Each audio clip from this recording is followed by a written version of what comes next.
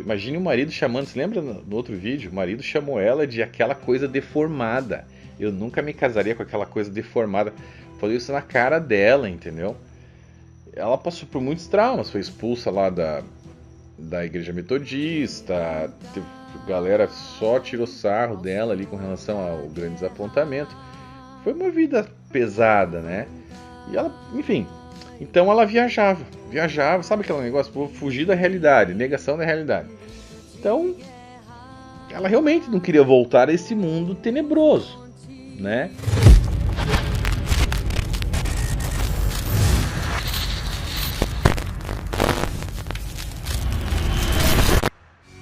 Vai valer a pena ter deixado tudo, ter largado todo mundo, ter amado a cruz, ter seguido você, Jesus. Vai valer a Graça e paz, guerreiros, série Descortinando Adventismo, volume 3. Hoje o assunto vai ser novamente um pouco sério, um pouco engraçado. Tem algumas coisas cômicas aqui, porque hoje nós iremos falar sobre os devaneios de Ellen White de uma maneira que você nunca viu, tá? Tem coisas aqui que realmente não dá, galera. É cômico, tá? Mas a gente vai entrar nesse negócio aqui. Mas antes disso, eu quero falar novamente para vocês a respeito da promoção Descortinando Adventismo volume 3. Lembrando que esse é o último volume da série. Depois disso, não iremos mais escrever livros sobre o Adventismo. Entraremos em outras searas. Falaremos sobre outras coisas. Mas esse então é o último livro da série. Mais de 480 páginas o livro tem. Até agora, a gente está diagramando ainda. Pode ser que seja um pouco mais, um pouco menos. Mais de 600 notas de rodapé. Tem muita coisa, muita pesquisa, galera. Para você que não assistiu o vídeo 1, corre lá, tá bem bacana. Fizemos uma mini biografia ali de Ellen White, falamos um pouquinho da vida dela. Fomos até o pentavô dela. E ali tem nesse vídeo tem alguns recados meio duros, meio pesados ali. Senti a ira do Espírito Santo ali, uma ira santa nesse vídeo, porque tem umas coisas que realmente deixam a gente indignado. Depois a gente entrou no vídeo 2, falamos sobre os plágios dela, mais de 70 páginas que a gente dedicou só para isso nesse livro. Fomos atrás, e nunca foi feito esse trabalho no Brasil ou no mundo, tá? Essa compilação de plágios dela, extenso, a gente localizou os livros originais, fomos atrás, traduzimos para o português, deu muito trabalho, muita pesquisa, comparamos os textos dela, que de alguns livros nem foram traduzidos ainda, a gente teve que traduzir os livros, comparar com os textos dos livros que ela plagiou, enfim. Bastante extenso ali, mas bem muita informação para vocês. Falamos depois das heresias dela, a gente dividiu, né, o vídeo das heresias em dois, porque tinha muita heresia, então heresia parte 1, heresias parte 2. E no vídeo passado a gente falou sobre as fake news vindas do céu, as falsas profecias, as profetadas de Ellen White. Tá bem interessante, ali também tem algumas coisas um pouco que chegam a ser um pouco cômicas também. E hoje a gente vai falar sobre os devaneios, aí vai entrar nas loucuras, nas viagens sobrenaturais dela. Não sei se ela tomava ali um chazinho de ayahuasca, alguma coisa, mas ela viajava na maionese, tá? E também, curiosamente, a gente vai falar sobre as maldades dela. Ela atacou muita gente, inclusive que trabalhava com ela, e deixou essas pessoas sequeladas, assim. Maldades sérias, tá? Que a gente vai falar sobre isso hoje. A gente vai mostrar algumas delas hoje. Não todas que estão no livro, mas algumas delas a gente vai trazer aqui hoje. Mas, de novo, antes de começar, vamos falar sobre a promoção. Para você que quer ganhar o livro gratuitamente aí na sua casa. O volume 3, hoje você vai ter duas chances, né?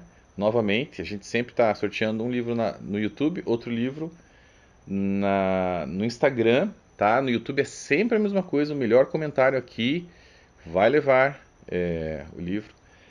Eu não vou repetir o ganhador, vão ser sempre ganhadores diferentes, então se você já ganhou e quer ganhar de uma outra forma, você pode tentar no Instagram. No YouTube não vai rolar, tá bom?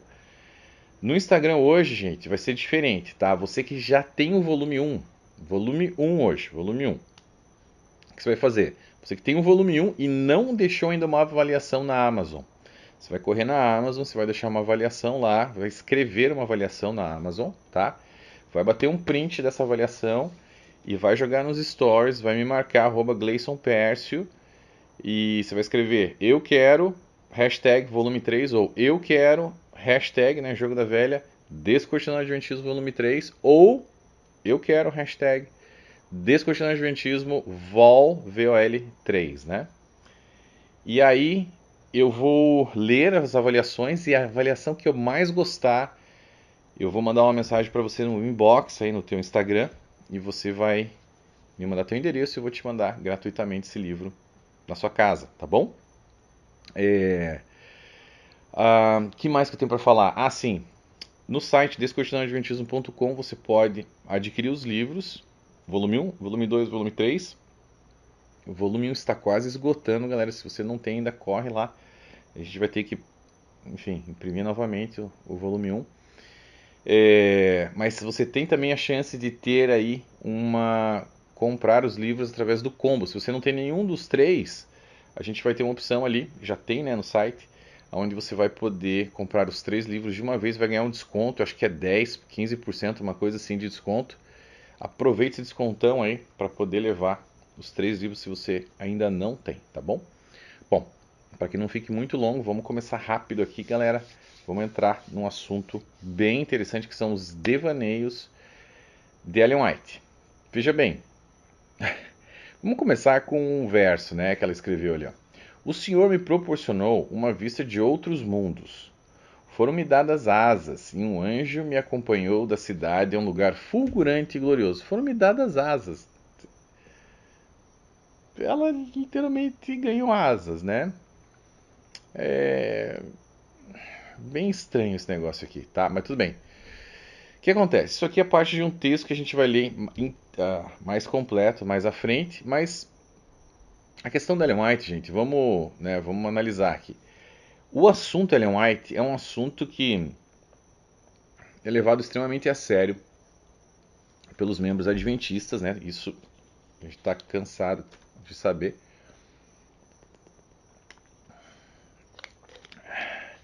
E é levado tão a sério a ponto de rachar famílias, né? Eu já vi, assim, casamentos sendo acabados por causa de Ellen White, famílias completamente divididas, não só pelo adventismo, tá? O adventismo também. Mas mesmo adventistas que não deixam de ser adventistas, quebram pau entre famílias por causa de Ellen White. Uns não creem muito em Ellen White. Os que creem, rapaz, se o cara que crê na Ellen White, olha só, se o cara que crê na Ellen White é casado com um não crente em Ellen White, vai dar ruim. Os dois adventistas, um crê em Ellen White e o outro não crê em Ellen White. Esse negócio aqui vai dar ruim, principalmente se o cara que crê em Ellen White, se for o homem, se for o marido, tá? Porque geralmente a mulher, ela é mais inteligente, ela é mais maleável, né? Mas o homem, cara, o homem que crê em Ellen White e tem uma esposa que não crê, esse cara vai dar problema pra esposa, tá? Esse aí vai dar problema.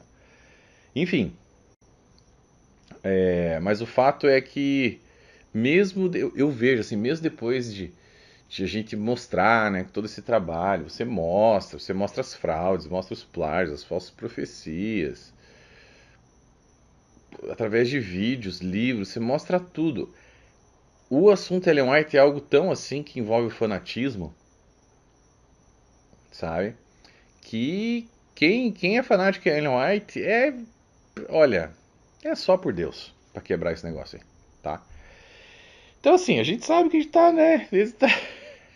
A gente tá entrando numa seara complicada com esse livro aqui, porque esse livro é quase que inteiro falando só sobre Ellen White, tirando os 2 últimos capítulos, né?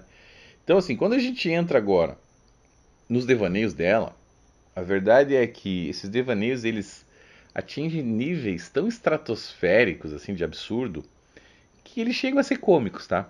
Eles realmente chegam a ser cômicos. Bem, com todo respeito, né, os nossos amigos adventistas aí que estão assistindo, que são fanáticos por Ellen White, tem coisa aqui que não dá, galera, tá? É hilário. Eu acho que mesmo você, amigo adventista, se você tiver um pouco de senso de humor, você vai dar algumas risadas comigo aí. Sobre algumas coisas. Outras não. Outras é papo sério, tá? Outras é coisa perigosa. A loucura dela chegou a níveis muito perigosos, como a gente já sabe. A gente já falou sobre algumas coisas aqui, mas hoje a gente vai falar sobre coisas mais sérias também. Bom, enfim, Ellen White e sua Odisseia no espaço sideral. Nós sabemos que Ellen White fez algumas viagens aí no espaço sideral, né? Muito bem. Joseph Bates, galera. Joseph Bates, quando ele conheceu ali o casal White em 1846, ele se lembra daquela história? Ele passou a ensinar o casal White a respeito da guarda do sábado e tal. A princípio eles não aceitaram muito. Mas eles tinham muito fortemente, assim, a ideia, o casal White, eles criam muito na questão do juiz investigativo e eles precisavam do juiz investigativo. Eles sabiam disso, que eles precisavam dessa doutrina para poder fazer alguma coisa da vida deles, né? E o Bates era mais ou menos na questão do juiz investigativo e tal, mas ele engoliu ali. Agora, ele, na verdade, ele engoliu, ele passou a pregar a respeito do juiz investigativo por 7 anos, só que o problema maior do Bates era a questão do dom profético de Ellen White. Ele, a princípio, ele não cria no dom profético de Ellen White, tá? Só que o Bates, ele tinha muita influência entre os adventistas na época. E o casal White falou, a gente precisa desse cara. O Bates trouxe o sábado, o sábado, tá, vamos aceitar. Aceitaram o sábado. E o Bates passou, quando eles aceitaram o sábado, o Bates era aquele cara assim, ó, você me agrada, que a gente conversa. Eles aceitaram o sábado, o Bates já deu uma roupa. Parece que o dom de Ellen White já tá ficando mais claro para mim, né? Já tô quase me convencendo. Mas ele ainda não estava totalmente convencido. E isso é uma curiosidade que poucas pessoas sabem. Mas o Joseph Bates, como ele era um capitão do mar, um marinheiro, ele tinha um fascínio muito grande pela astronomia. Por quê? Porque ele se guiava muito pelas estrelas, né? Quando ele viajava à noite e tal. Então ele tinha esse fascínio. E ele adorava falar sobre planetas e as luas desses planetas. E ele, durante o tempo que ele ficava junto com o casal White ali e tal, ele falou muito a respeito disso, que era um hobby dele, que ele era apaixonado, era a questão da astronomia. Muito bem. Ele falava, mas ele achava que a galera não estava prestando atenção, mas ele não contava com a sagacidade da senhora White. A senhora White fingia que não estava prestando atenção, mas ela estava ali captando tudo. Muito bem. Um belo dia, Ellen White foi tomada em visão. E um sujeito chamado J.N. Loughborough, que é um dos maiores defensores do movimento adventista, escritor, ele escreveu esse acontecimento ali no seu livro chamado The Great Second Advent Movement. Na página 258 desse livro, ele fala sobre a visão que Ellen White teve de Júpiter, Saturno e as viagens ali no espaço sideral dela, né? E Joseph Bates estava lá. Olha que interessante o que aconteceu. Abre aspas. Uma noite, na conferência acima mencionada, Topsham, Maine, 1846, na casa do Sr. Curtis e na presença do ancião Capitão Bates, que ainda estava indeciso em relação às manifestações. As manifestações eram as visões, né, de Ellen White. A senhora White, enquanto em visão, começou a falar sobre as estrelas, dando uma descrição radiante dos cinturões cor-de-rosa que ela viu na superfície de algum planeta, e acrescentou: vejo 4 luas. Ah, disse o ancião Bates, ela está vendo Júpiter. Então fazendo gestos como se estivesse viajando pelo espaço.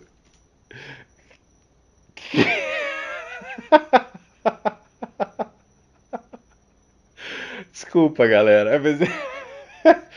Meu Deus! O que seria isso aqui? Então, fazendo gestos como se estivesse viajando pelo espaço.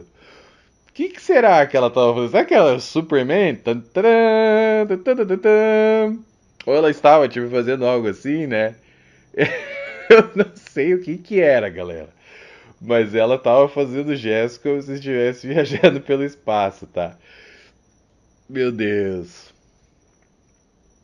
Ela começou a descrever cinturões e anéis em sua beleza sempre variável e disse: Vejo 8 luas. Aí, o Bates. Ela está descrevendo Saturno. Em seguida vem uma descrição de Urano com suas 6 luas, seguida por uma descrição maravilhosa do céu se abrindo. Bom, aquilo ali foi suficiente para o Bates, para o Capitão Bates, né? De que as visões de Ellen White só poderiam ser de Deus. Afinal, ela nunca tinha apresentado nenhum interesse pela astronomia, né? Como seria possível, então, ela estar citando tão bem os detalhes ali de cada um desses planetas? Ela estava ouvindo, né, Bates, quando você estava falando. Ela estava ali, né? Ok, Urano 6 luas. Não é tão difícil, né? Ele só falava desses 3 planetas: Saturno, Urano e Júpiter. Bom, o Capitão Bates ali era um cara. Ele era. Tá, ele era um cara ingênuo. Assim, um tanto quanto ingênuo. E ele não sacou a sagacidade de Ellen White. Ellen White jogou. Lembra que eles precisavam do Bates. E ela, né? Tá, vamos abrir uma possibilidade de que ela realmente estava naqueles transes que depois vocês vão entender o que era, neuropatológicos dela, que não tinham nada de espirituais a princípio, a não ser quando ela era usada talvez pelo inimigo. Mas é possível também que ela tenha captado aquilo no seu subconsciente e largou aquelas paradas quando estava nesses transes malucos dela. É possível, tá? Vamos abrir essa pequena possibilidade. Mas, pelo que a gente já apresentou para vocês até agora, vocês puderam ver que ela de boba não tinha nada, né? Né? Ela manipulava, ela sabia fazer as... Ela era bem esperta, tá? Bom, o fato é que... O que a gente tem absoluta certeza é que essas visões não eram de Deus, tá? Isso a gente pode garantir para vocês aqui agora. De Deus não era, gente. Mas Gleison, como você pode falar uma coisa dessa da mensageira do Senhor? Como você tem tanta certeza? Bom, se você perdeu os últimos vídeos, tem que assistir os últimos vídeos, tá? Só de assistir você já vai entender, né? Porque uma verdadeira mensageira do Senhor não precisa plagiar livro, não precisa ir contra a Bíblia, né? Não precisa escrever heresias e não precisa soltar falsas profecias, né? Liberar que só foram falsas, não teve nenhuma que ela acertou, tá? Mas, por que a gente tem certeza? Não é nem por nada disso, é porque se fosse de Deus, gente, ela iria acertar o número de luas que cada um desses planetas aí tinha: Júpiter, Saturno e Urano. Como assim, Gleison? Ela não acertou? Você não leu ali que ela falou 6 luas, outra tinha 8, outra tinha 7 luas? Só que aqueles números de luas era o número de luas que o Bates tinha dito, porque era o que a ciência conhecia na época. A astronomia não era muito avançada na época, então eles tinham pego, não sabiam do número total de luas de cada um desses planetas aí, tá? Acontece que com o tempo o pessoal foi descobrindo mais lua, né? Por exemplo, sobre Júpiter, em 1892, um cara chamado Bernard, o Dr. Bernard, descobriu a quinta lua do planeta, né, através do observatório de Lick ali. Em 1905, no mesmo observatório, o Sr. Perrine localizou a sexta e a sétima lua de Júpiter. Em 1908, o Sr. Melotti descobriu a sua oitava lua no observatório de Greenwich. Em 1914, o Sr. Nicholson encontrou a sua nona lua. Hoje em dia, em 2023, quando eu escrevi isso aqui foi em 2023, mas 2024, né? Já foram localizadas o total de 95 luas ao redor de Júpiter, galera. 95. Sobre Saturno, mesmo esquema. Em 1899, o professor Pickering descobriu a nona lua de Saturno, em 1905 a 10ª. Hoje em dia, os astrônomos já localizaram o total de 145 luas em Saturno. Se ela tivesse tendo uma visão verdadeiramente de Deus, ela teria falado o número real das luas. Certo? E aí aí sim, hoje a galera ia falar, uau, essa mulher, mano, pô, naquela época só sabiam de 9, só sabiam de 7, só sabiam de 6. Mas ela acertou 145 luas em Saturno. Caraca, essa mulher de Deus. Olha aí, ó, mais uma excelente oportunidade que ela perdeu de numerar o número exato das luas ali. Mas não. O que ela falou? O número que o Bates falou para ela e que ela fingia não estar ouvindo, né? Muito bem. Urano hoje possui o total, a gente já sabe, de 27 luzes. Então dê uma olhada aí na sua tela, o quadro que mostra a respeito das luas. Olha lá. As visões de Ellen White, as luas de Saturno, total de 7 luas naquela época. Ela disse que tinha visto 7. Só que quando eles lançaram o livro com 7, mas aí descobriram naquele tempo mesmo a 8ª lua de Saturno. Aí eles alteraram. Eles alteraram a visão dela. Jogaram 8. Ela tinha falado 7. Eles jogaram 8. Olha como eles são malandros. Desonestos. Os dados atuais da astronomia hoje, total de 145 luas. Júpiter, ela viu 4 luas. Hoje a gente já sabe que Júpiter tem 95 luas. Urano, ela viu 6. Hoje a gente já sabe que Urano tem 27 luas, né, galera? Bom, quem mudou esse número de luas aí foi aquele cara lá, o J.M. Lowborough, aquele fãzão dela, para encobrir a gafe dela, né? Mas, muito bem. Além disso, galera, o que acontece? Mas ela convenceu ali o Joseph Bates na época e alcançou o objetivo, né? Alcançou o objetivo.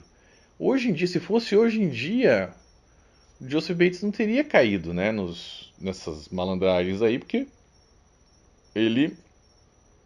hoje a gente tem atualizações constantes, né, descobertas astronômicas constantes, quase que diariamente a gente consegue ser atualizado no que está acontecendo ali nas descobertas do espaço, né, do espaço sideral, onde ela disse que viajou ali. Então ele não teria caído, mas como foi naquela época, não tinha, né, a ciência estava engatinhando aí nessa área, enfim.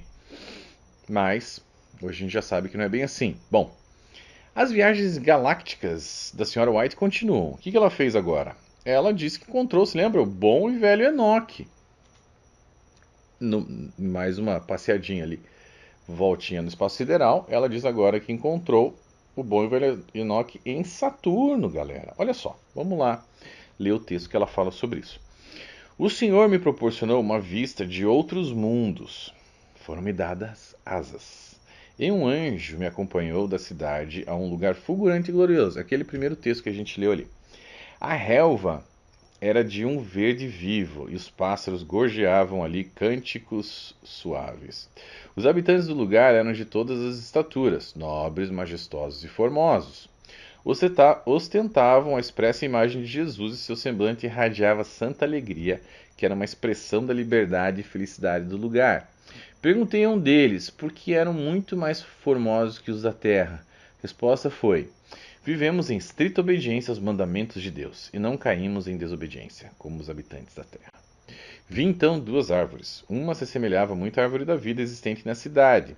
O fruto de ambas tinha belo aspecto, mas o de uma delas não era permitido comer. Tinham a faculdade de comer de ambas, mas era-lhes vedado comer de uma. Então meu anjo assistente me disse: ninguém aqui provou da árvore proibida. Se porém comessem, cairiam. Então fui levada a um mundo que tinha 7 luas. Vi ali o bom e velho Enoque, que tinha sido trasladado.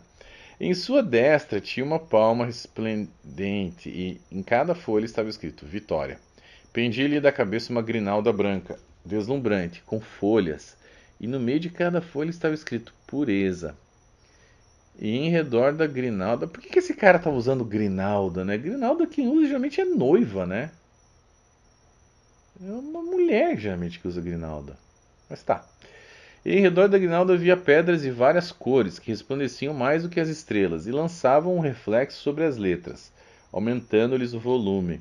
Na parte posterior da cabeça havia um arco em que rematava a grinalda, e nele estava escrito Santidade. Sob a grinalda havia uma linda coroa que brilhava mais do que o sol. Perguntei-lhe se este era o lugar para onde fora transportado da terra. Ele disse: Não é. Minha morada é na cidade. Eu vim visitar esse lugar. Ele percorria o lugar como se realmente estivesse em sua casa. Pedi ao meu anjo assistente que me deixasse ficar ali. Não podia suportar o pensamento de voltar a este mundo tenebroso. Bom, galera, realmente, né? Ellen White, ela tinha o desejo de continuar viajando no espaço sideral, ela tinha receio de voltar a este mundo tenebroso. Por quê? A realidade é, Ellen White, eu acho que ela nunca voltou, né? Na verdade, dessa viagem dela de ácido aí, de LSD praticamente. Por que que eu digo isso? Porque o que a gente nota assim na vida dela, ela passou por muitas dificuldades ali. Então imagina aquela pedrada, né, o traumatismo, rosto feio, imagine o marido chamando, se lembra no outro vídeo? O marido chamou ela de aquela coisa deformada. Eu nunca me casaria com aquela coisa deformada. Falei isso na cara dela, entendeu? Ela passou por muitos traumas, foi expulsa lá da igreja metodista, galera só tirou sarro dela ali com relação ao grande desapontamento. Foi uma vida pesada, né? E ela, enfim, então ela viajava, sabe aquele negócio? Vou fugir da realidade, negação da realidade. Então, ela realmente não queria voltar a esse mundo tenebroso, né? E ela ali criou seu universo particular, né, galera? Ela criou um universo onde ela falava com anjos, onde ela era profetisa mensageira, a mensageira do Senhor, só tinha uma. Ela era o espírito de profecia, né? Deus falava através dela nos dias de hoje. Então ela criou um universo ali particular dela em que ela conseguiu convencer muita gente, tá, desse universo, inclusive talvez até mesmo ela, né? Até mesmo ela. Mas ela era, imagine, nessas viagens ela era a mulher mais top do mundo. Enfim, o fato é, galera, é impossível que Enoque estivesse vivendo em Saturno, né? O que acontece? A superfície de Saturno, ela não é sólida. Até me estranha ela falar assim, que não queria sair de lá, né? De Saturno. Cara, Saturno, ele é composto de um mar de nitrogênio líquido, com centenas de quilômetros de profundidade. Sua pressão atmosférica é milhões de vezes maior do que da Terra. Qualquer coisa que entra lá é facilmente esmagada. O mais resistente metal é esmagado naquela da pressão atmosférica de Saturno, tá? A temperatura de lá, só para vocês terem uma ideia, a temperatura de lá é uma temperatura média congelante de menos 139 graus Celsius. Menos 139 graus Celsius. Então, assim, a gente já teve várias sondas que foram para lá. Não tem nada vivo, não tem. E não tem planta, não tem animal, não tem nada. Lá não tem nada. Por que essa mulher queria ficar lá? Conversando lá com o bom e velho Enoque. E ele também, o que ele estava fazendo tanto lá? Que ele se movia como se fosse na casa dele. Não é um local bacana, entendeu? Para ficar passeando. Aí você pode falar, não, Gleice, mas ela falou que era de 7 luzes, mas ela nunca mencionou que era Saturno. Tem alguns adventistas que falam isso. Ela nunca mencionou que era Saturno. Ela não mencionou, mas sabe quem foi que mencionou? Era claro, né, que ela estava falando de Saturno, mas sabe quem foi que mencionou claramente? O marido dela. Olha lá. Em nossa conferência em Topsham, Maine, em novembro passado, Ellen teve uma visão das obras de Deus. Ela foi guiada para os planetas Júpiter, Saturno e acho que mais um, que foi Urano. Depois que ela saiu da visão, ela pôde dar uma descrição clara de suas luas, etc. É bem conhecido que ela não sabia nada de astronomia, não conseguia responder a uma única pergunta sobre os planetas antes de ter essa visão. Não é bem assim, né, James White? Ela estava ouvindo atentamente ali o que o Bates estava falando. Bom, o único planeta que ela falou que tinha 7 luas nessa visão dela ali, anterior, era Saturno. Então ela só poderia estar falando de Saturno, né? É uma conclusão lógica, tá? Então, uma gafe gigantesca criada por Ellen White, a galera da época caiu porque não tinha mais informação, apesar que você viu ali, né? Uma lua apareceu naquela época, uma lua apareceu a mais. E os caras mudaram. Para pra pensar, Adventista. Para pra pensar. Os caras alteraram a visão dela, mano. Isso é um fato. Alteraram. Tem o livro que foi publicado antes, com as 7 luas lá, e depois uma com 8. Uma outra edição mudaram pra 8, que já tinham descoberto a 8ª lua. Pô, galera. Por favor, como eu falei no outro vídeo, a fé ela não pode ser burra, entendeu? Você tem que ter uma base, você tem que ter uma lógica, né? Muito bem, vamos lá. E a constelação de Órion, galera? Constelação de Órion. E aí? O que ela falou sobre a constelação de Órion? Bom, a verdade é, ela continuava querendo agradar o Joseph Bates. E o Joseph Bates falava muito sobre Órion, a constelação de Órion. Ele tinha uma teoria, ele que tinha essa teoria, bem diferente, bem sui generis ali sobre Órion, que ele dizia o seguinte, ele dizia que tinha uma espécie de fenda ou abertura ali na constelação de Órion, que muito provavelmente indicava a localização exata das portas do céu. Olha o que ele disse ali, ó. Mas a mais notável de todas as estrelas nubladas, diz ele, é aquela no meio da espada de Órion, onde 7 estrelas, 3 das quais estão muito próximas umas das outras, parecem brilhar através de uma nuvem. Parece uma abertura no céu, através da qual alguém pode ver como se fosse uma parte de uma região muito mais brilhante. Embora a maioria desses espaços tenha apenas alguns minutos de grau de largura, ainda assim, uma vez que estão entre as estrelas fixas, devem ser espaços maiores do que os ocupados por nosso sistema solar, e neles parece haver um dia perpétuo e ininterrupto entre inúmeros mundos que nenhuma arte humana jamais poderá descobrir. Essa abertura ou lugar no céu é indubitavelmente o mesmo que é mencionado nas Escrituras. Veja João 1, 5:1, Apocalipse 19, 11. Bom, Ellen White, que não é boba nem nada, já tinha sacado ali. Coincidentemente, na sequência teve uma visão sobre Órion, tá? E olha lá o que ela falou.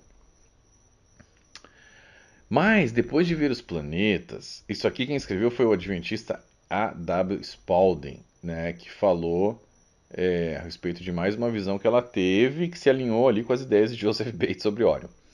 Olha lá, mas depois de ver os planetas, ela pareceu passar por uma grande distância nos céus, até chegar ao lugar chamado a abertura no céu. Quando começou a descrever isso, o ancião Bates se levantou em grande excitação. Ela está dando uma descrição mais maravilhosa. Coitado do Bates, né? Ele era meio bobão, assim. Disse ele, do que qualquer outro astrônomo já sonhou. E ainda assim ela falava de sua grande beleza, com as 4 grandes estrelas distantes como suas portas, e a glória, a maravilhosa glória, brilhando através. Os céus além, ela disse, formavam uma região mais iluminada. Este, de fato, é o portão de nossa parte do universo para o céu central, onde Deus habita. Olha lá. Ela escreveu mais coisa sobre Órion. Nuvens escuras e pesadas se formaram e colidiram umas contra as outras. A atmosfera se separou e se abriu. Então podemos olhar para cima através do espaço aberto em Órion, de onde veio a voz de Deus. A cidade santa descerá por esse espaço aberto. Pronto. Bates ouviu isso e falou, é aqui mesmo que eu vou amarrar meu burro. Essa mulher sabe tudo. Tamo junto, Ellen White. E a partir dali foi maravilhoso por 7 anos, né? Depois que Jesus não voltou em 1851 com a teoria de Bates. Você lembra? Ela colocou tudo na conta do Bates, falou, a culpa foi dele. Tchau, Bates. Vai para escanteio, vou sair fora daqui. Saiu do Maine, foi lá para a parte central dos Estados Unidos e fundou lá a seita dela. Bom, enfim, galera. Então, essa aí foi a... Mas calma, tem mais. Ela viajou mais ainda. Vamos continuar falando um pouquinho mais sobre o espaço sideral aqui. Essa aqui, galera. Os anjos no céu usam cartões de ouro. Seria o Ouro Card? Né? Mastercard, Ouro Card, sei lá. Que cartão é esse que esses anjos usam? Bom, Ellen White ela teve uma outra visão do céu, onde ela pôde presenciar alguns anjos utilizando cartões de ouro que seriam apresentados nos portões celestiais ali a outros anjos, né? Seriam anjos de segurança ou anjos porteiros, não sei. E que somente após a verificação de tal cartão, cara crachá, era autorizada a entrada dos anjos pelos portões do céu. Muito bem, a gente falou sobre isso nos plágios dela. Ela plagiou, na verdade, essa visão de um outro cara. Foi do William Foy, né? William Foy. Tá. Mas vamos lá. Vamos ler aqui a respeito do que ela escreveu. A perfeita ordem e harmonia na Cidade Santa. Todos os anjos comissionados para visitar a Terra levam um cartão de ouro e, ao entrarem e saírem, apresentam-no aos anjos que ficam às portas da cidade. O céu é um lugar agradável. Bom, temos tantas perguntas sobre isso. Primeiro que assim, é bem infantil esse negócio aqui, essa visão dela, né? Mas, além de ser extremamente infantil, existe um embaraço lógico e bíblico, né, do que ela alegou ter visto ali no céu. Inicialmente, o que a gente pode ponderar aqui? Será que existem seres que buscam invadir o paraíso? E por isso o pessoal tem que checar ali, né, se os anjos ali, aqueles seres, têm cartões de ouro para entrar ou não? E se de fato existem esses seres que querem invadir o paraíso, o que será que aconteceria se eles invadissem o céu? Vocês podem falar. Não, tem os anjos do mal, né? Tem os anjos do mal. Aí eles poderiam entrar lá e... Tudo bem. Tá, então eles entram lá, eles podem entrar lá e querer tomar o poder, né? Mas Deus, ele é onipotente, galera. Ele pode destruir todo mundo. E ele é onisciente também. Ele pode falar, opa, pera aí. O Zé ali tá se passando por Miguel. Não é. O Baal lá, o Moloque, tá tentando se transformar no anjo de luz. Ô, Miguel, acaba com ele. Ele pode falar. Ele pode se tocar na hora. Então ele só pode pensar assim, ó. Desapareça, Baal. Você que está tentando invadir, sumiu da existência. Mas tá, vamos dizer que ele não queira fazer isso. Aí tem os caras querendo entrar lá e não tem o cartão. Mas será que eles não poderiam materializar um cartão de ouro? Esse cartão, será que tem algum código de barra diferente? Eu não sei, galera, tá? Mas tem muita coisa aqui que realmente... Eles poderiam clonar esses cartões, talvez. Será que eles conseguiriam entrar se eles clonassem? Essas são muitas perguntas que a gente tem aqui. Mas enfim, teologicamente falando, não há absolutamente nenhuma referência, né, bíblica, qualquer tipo de cartão para entrar no céu, né? Isso a gente sabe, né? Então assim, vamos colocar isso aqui como mais um chá de ayahuasca, ali uma ervinha que a Ellen White fumou e viajou, né? Bom, agora a gente vai falar, ela volta para a Terra e tem os devaneios na Terra agora, que isso foi nas viagens galácticas, né? Agora vamos voltar para a Terra.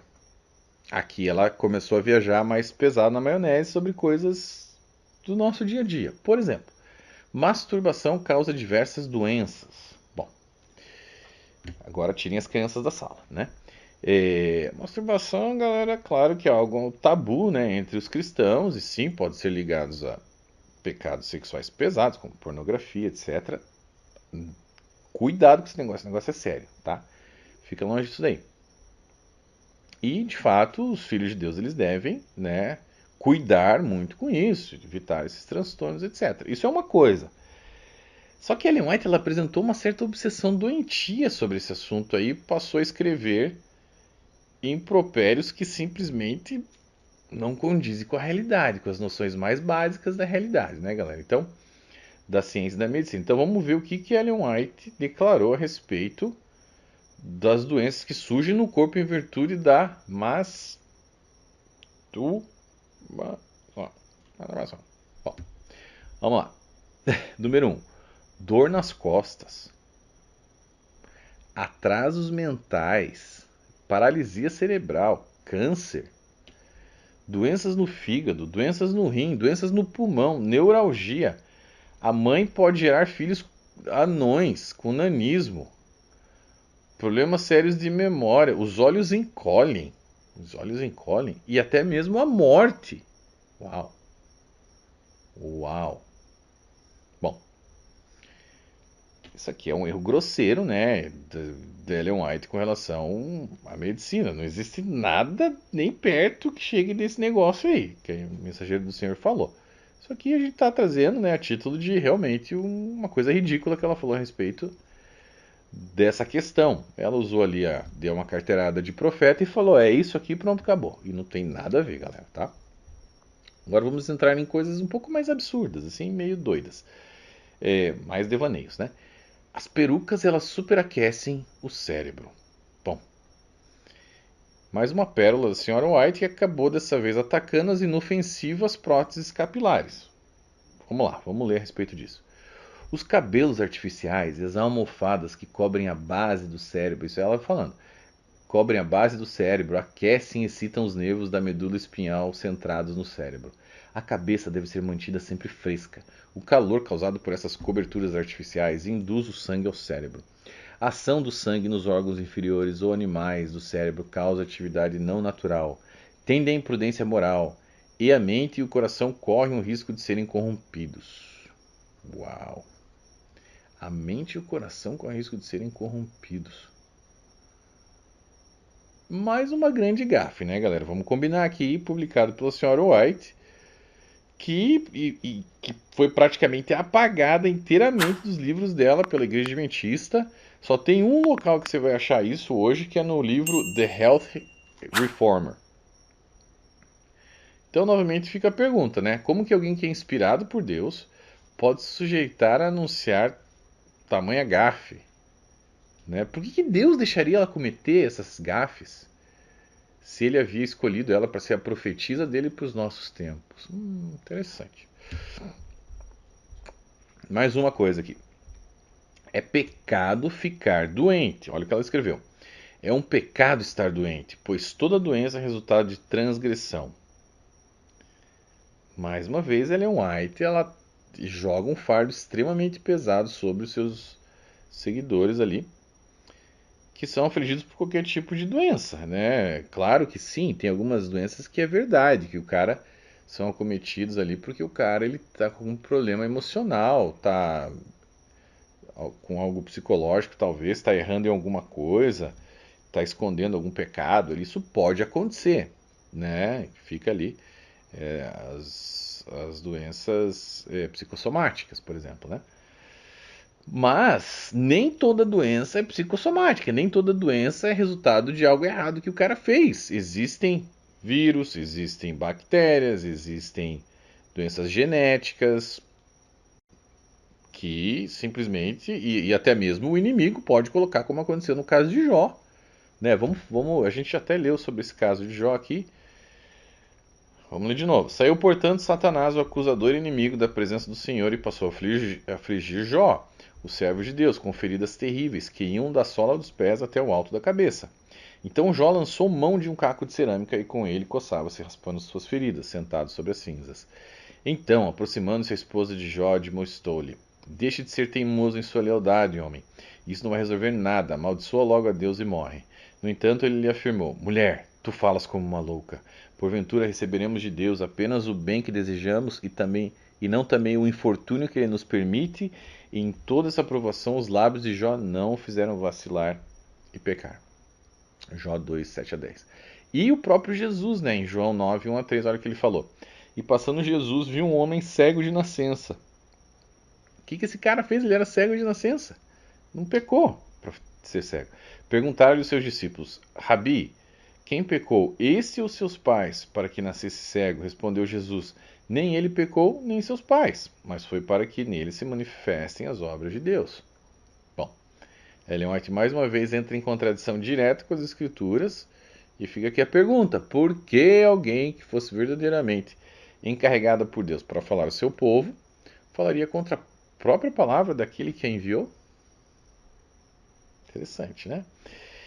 Olha mais uma loucurada aqui. Mulheres que usam chapéu mostram que são controladas por Satanás.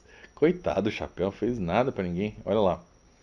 Foi-me mostrado que o povo de Deus não deve imitar as modas do mundo. Alguns têm feito isso e estão perdendo rapidamente o caráter peculiar e santo que deveria distingui-los como o povo de Deus. Fui levado de volta ao antigo povo de Deus e conduzida a comparar sua vestimenta com o modo de se vestir nesses últimos dias.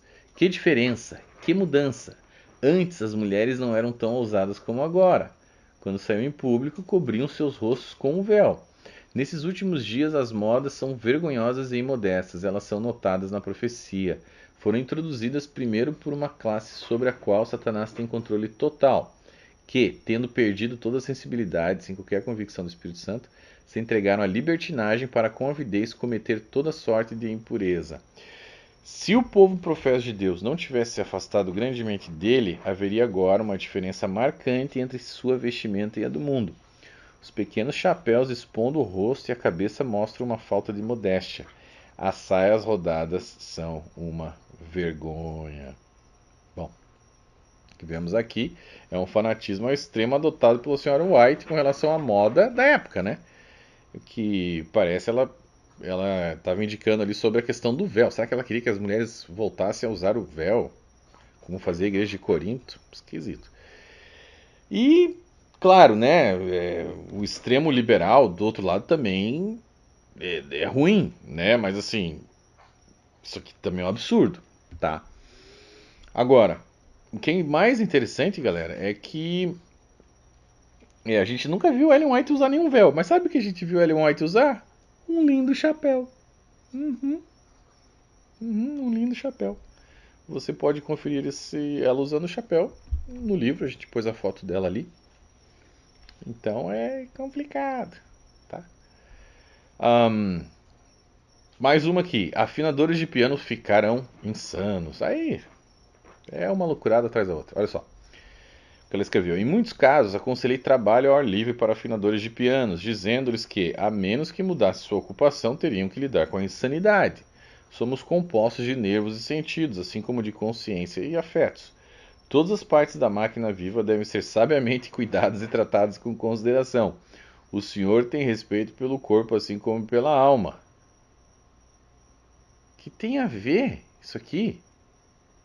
Aconselhei trabalho ao ar livre para afinadores de piano, dizendo-lhes que, a menos que mudasse sua ocupação, teriam que lidar com a insanidade. Caraca, ela gostava de se aventurar na área da música também. E o seu alvo dessa vez foram os afinadores de piano, que eles possuem muita utilidade, pelo menos na época, né, no mundo da música. Afinal, um piano fora da afinação correta não produz uma boa harmonia musical, né, galera? Por que será que ela levantou essa guerra aí contra a boa música, né? Estranho. Muito bem. E o racismo, agora o negócio mais pesado. E o racismo de Ellen White? Esse tópico aqui, várias vezes ela bateu nessa tecla aqui, ó. Estranho, bem estranho. Bom, várias declarações polêmicas. Vamos iniciar com essa daqui, ó. E eu acho que, inclusive, muitos adventistas negros não sabem dessas declarações dela aqui, ó. Ela disse que negros não podem ser líderes e não devem tentar se igualar aos brancos. Vamos ler ali? Oportunidades estão sempre aparecendo nos estados do sul e muitos homens de cor são chamados ao trabalho. Mas por muitas razões, os brancos devem ser escolhidos como líderes. Todos nós somos membros de um corpo que é completo unicamente em Jesus Cristo, que vai elevar seu povo do baixo nível que o pecado degradou, e então serão colocados onde devem ser reconhecidos nas cortes celestiais como trabalhadores juntos a Deus. Uau! Olha aí outro verso, outro texto. As pessoas de cor não devem pressionar para serem colocadas em igualdade com os brancos. Mais um texto. O trabalho de proclamar a verdade para esse tempo não deve ser prejudicado por um esforço para ajustar a posição da raça negra. Caraca! Qual seria o motivo, cara, desse racismo aí? Por que os negros não poderiam ocupar cargos de liderança? Por que as pessoas de cor não poderiam se colocar de igual para igual com aqueles de cor branca? Será que Deus teria inspirado Ellen White a ser racista também? Por que ele faria isso contra uma raça criada por ele mesmo, né? Estranho. E se não foi ele quem a inspirou a dizer tamanhos impropérios, quem seria? Quem teria inspirado profetiza do Senhor? Será que seria um anjo assistente dela? Ou seria ela de fato racista? O fato é que, de qualquer forma, qualquer uma dessas opções coloca a mensageira do Senhor e a Igreja Adventista numa luz extremamente negativa, galera. Essa é verdade. Mas tem mais. Olha lá. Brancos não devem se casar com negros. Eita! Tem alguns amigos adventistas aí que não vão gostar de ouvir esse negócio aqui, ó. Vamos ver o que ela escreveu? Mas há uma objeção ao casamento da raça branca com a preta. Todos devem considerar que não têm o direito de trazer a sua prole aquilo que a coloca em desvantagem.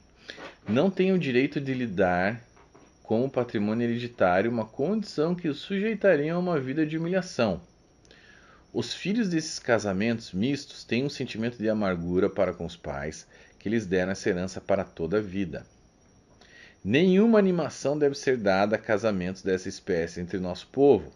Que o irmão negro se case com uma irmã negra que seja digna, que ame a Deus e guarde seus mandamentos.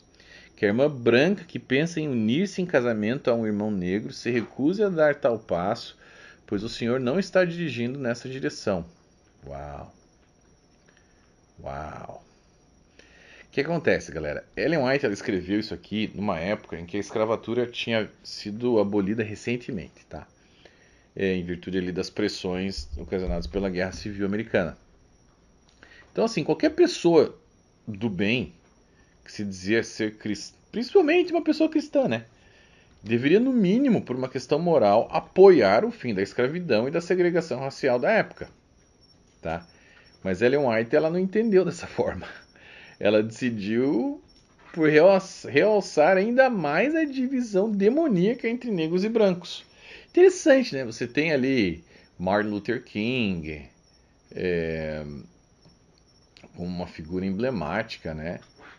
Se posicionando ali contra essa questão da divisão racial. Rosa Parks, se eu não me engano, que foi aquela negra que se negou a sentar lá atrás no ônibus, etc. Pessoas que se levantaram, cristãos, né, que se levantaram e falaram, basta, né, chega disso. E Ellen White não tomou essa posição, né? Interessante, né? Ela falou, não, tem que continuar a divisão racial. Mais uma oportunidade perdida, né, Ellen White? Para você, como uma mensageira do Senhor, mensageira do Senhor, poderia muito bem ter aproveitado essa oportunidade e ter tomado uma posição do lado certo da história. Mas não. Ela resolveu segregar aí ainda mais o que já acontecia na época, né? Enfim, estranho, tá? Mesmo que ela fosse só uma cristã normal, galera, tá? Uma cristã normal não deveria ter feito o que ela fez, tá?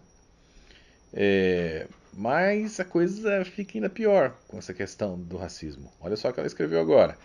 Não haverá negros no céu.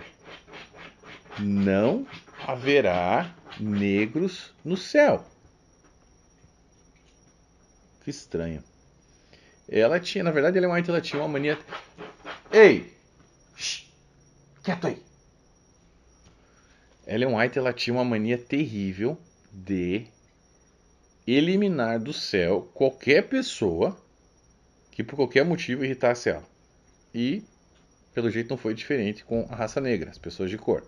Olha o que ela escreveu ali. Vocês são filhos de Deus. Ele adotou vocês e ele deseja que formem características aqui que lhe darão entrada na família celestial. Lembrando disso, você será capaz de suportar as provações que encontrará aqui. No céu não haverá nenhuma linha de cor, pois todos serão brancos como o próprio Cristo. Agradecemos a Deus por podermos ser membros da família real. Bom, temos alguns problemas com essa declaração aqui de Ellen White. Primeiro que ela está dizendo que Jesus Cristo era branco. O que provavelmente não é verdade, tá? Ele provavelmente não era negro, mas branco, acho difícil. Ele era... creio eu, pelos estudos científicos, né, que a gente analisou, a ponto que Jesus tinha uma pele morena, né, devido ali ao tipo físico dos semitas galileus da sua época, além de alguns estudos arqueológicos, textos históricos e alguns registros ali de antigas artes encontradas da época. Bom, um outro problema óbvio aqui é o fato de que esse texto apresenta um viés altamente racista que chega a eliminar do céu qualquer tipo de pessoa de cor negra. Quem foi que mostrou isso a ela? Novamente, teria sido seu anjo assistente? E por que Deus faria pessoas de diferentes cores no planeta Terra que não mais carregariam sua cor de pele após a glorificação de seus corpos? Seria o nosso Deus um Deus racista? Que impediria alguém de cor negra entrar no céu? Qual seria o motivo disso? E, finalmente, nós identificamos também uma insinuação ali de que se nós fazemos parte de uma linhagem real, não há qualquer possibilidade de sermos de cor negra, pois essa, segundo ela, não é uma característica de uma família celestial. É o que eu consegui ler ali nas entrelinhas, né? É uma declaração vil e cruel por parte de Ellen White. E eu fico pensando, né? Como se sente uma pessoa negra? Como que se sentiu na época? Para pensar. Naquela época, uma pessoa que ouviu Ellen White falar isso, que era adventista. Nossa, então quer dizer que a minha cor não é digna de uma linhagem real? Para pensar. Hoje, alguém lendo isso, alguém de cor negra já ficaria ofendido, mas naquela época, cruel, tá? Cruel. Será que talvez alguém que ouviu isso poderia até ter se afastado de Deus ao ouvir tamanho pronunciamento de uma mulher que se intitulava mensageira do Senhor, profetisa do Senhor? Se eu fosse negro e estivesse na igreja dela e eu visse algo assim, cara, isso poderia me abalar, tá? Poderia abalar minha fé. Eu pensar, nossa, Deus não ama os negros. Afinal, todos no céu são de cor branca, né? Bom, racismo é considerado crime no Brasil, a gente já sabe, na Constituição Brasileira, artigo 3º. E as declarações de Ellen White, obviamente, são extremamente vergonhosas e anticristãs, mais uma característica de uma falsa profetisa. Bom, Ellen White também levantou uma guerra contra o casamento, galera, em alguns de seus textos. Não dá para entender. Curioso, mas ela escreveu. Olha só. Há muitos que estão perdendo suas almas nesta era do mundo ao se absorverem nos pensamentos sobre o casamento e na própria relação matrimonial. Que a esposa cristã evite, tanto em palavras quanto em atos, estimular as paixões animais de seu marido. Muitos não têm absolutamente força alguma a perder nessa direção. Eles já desde jovens enfraqueceram seus cérebros e minaram suas constituições pela satisfação de suas paixões animais. A autorrenúncia e a temperança devem ser o lema na vida matrimonial. Então, quando filhos nascem para os pais, eles não serão tão propensos a ter órgãos morais e intelectuais fracos e o animal forte. O vício em crianças é quase universal. Não há uma causa? Quem lhes deu o selo do caráter? Bom, o que ela está dizendo aqui? Na verdade, ela está dizendo o seguinte, ó. Se você é solteiro, você não deve perder muito tempo com essa história de querer se casar, não. Ela escreveu ali, ó. Há muitos que estão perdendo suas almas nessa era do mundo ao se absorverem nos pensamentos sobre o casamento e na própria relação matrimonial. Então, o solteiro não deve perder muito tempo buscando se casar. E o casado não deve perder muito tempo tendo relações matrimoniais lícitas com seu cônjuge. O que sobra, então, para o pobre sujeito ali, que era seguidor dos conselhos de Ellen White? Uma vida miserável, sem esperança ou expectativa de casamento, para o solteiro, e para o casado, uma vida miserável também, sem paixão física pelo seu cônjuge alguma. Diante disso, qual é a decisão que a gente deve tomar? Claramente, rejeitar os escritos de Ellen White e permanecer somente com a Bíblia, que não fala nada disso, galera. Pelo contrário. Tá, ela também se levantou contra os filhos, nos seus devaneios ali. Ela levantou uma guerra contra o casamento e agora contra as crianças. Olha só. Segundo ela, era preciso ensinar o marido e a mulher que eles não deveriam ter filhos. Meu Deus. O tempo e tem sido há anos, que o nascimento de crianças no mundo é mais uma ocasião de tristeza do que de alegria. Satanás controla essas crianças e o Senhor tem pouca influência sobre elas. Chegou o momento em que, em certos sentidos, que têm esposas devem agir como se não as tivessem. Caraca, mano. Meu Deus do céu. Gente, como que pode? É muito conteúdo sem noção, entendeu? Se fosse pouca coisa, galera, eu tinha feito um vídeo. Mas a gente tá no 6º vídeo. E tem mais 9 pra fazer. Pra vocês terem uma ideia do tanto de conteúdo que se tem pra falar sobre as doideiras dessa mulher aqui. Bom, na verdade, segundo Ellen White, o nascimento das crianças seria um motivo de tristeza e não de alegria. E os maridos não deveriam buscar mais as suas esposas na intimidade e simplesmente fingir que não são mais casados. Claro, a gente tem que aquecer que é possível que ela estivesse falando dentro de um contexto apocalíptico, né, da época, onde ela acreditava que o mundo iria acabar ali em breve, né? Isso é possível, tá? Mas, de novo, de qualquer maneira, ela sai perdendo, porque ou ela está declarando algo que contra o casamento fora de um contexto apocalíptico, contra a procriação de filhos, o que é um absurdo, fora do contexto apocalíptico. Ou ela está falando dentro de um contexto apocalíptico, por isso não deveríamos ter mais filhos na época dela. Logo, foi uma falsa profecia, porque não aconteceu, né? Não aconteceu esse evento apocalíptico na época dela. Então, de qualquer uma das formas, falsa profetisa ou falsa profetisa. Você escolhe. Muito bem. Seguindo adiante. Gafes históricas agora. E conflitantes com as escrituras sagradas. Tá?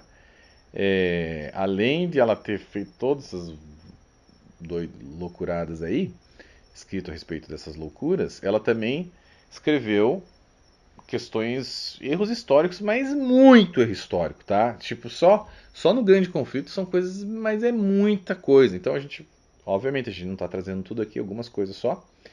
Mas antes de a gente apontar isso, vamos ver o que ela escreveu a respeito de como ela recebia as informações do céu. Como o Espírito de Deus abriu minha mente para as grandes verdades de sua palavra e as cenas do passado e do futuro, fui ordenado a revelar aos outros o que assim me foi revelado. Não se pode negar que essas obras não foram produto da mente humana. São a voz de Deus falando ao seu povo. Palavras dela, tá? Tá, mas se essa realmente é a voz de Deus falando para o seu povo, como é possível que Deus erre em suas declarações? Mas se Deus não pode errar, então só nos resta uma alternativa. Ellen White foi quem errou e mentiu dizendo que ouviu a voz de Deus, quando na verdade eram os seus próprios pensamentos malucos ou plágios dos erros de outros autores. Também acontecia muito, tá? Logo, ela só pode ser uma falsa profetisa. Então vamos pegar aqui alguns exemplos. Ela errou sobre a declaração de Herodes, olha lá. Ela escreveu o seguinte: o coração de Herodes se tornou ainda mais duro, e quando viu que Cristo ressuscitara, não ficou muito perturbado. Ele tirou a vida a Tiago, e quando viu que isto agradara aos judeus, lançou mão de Pedro também, intentando levá-lo à morte. Tá.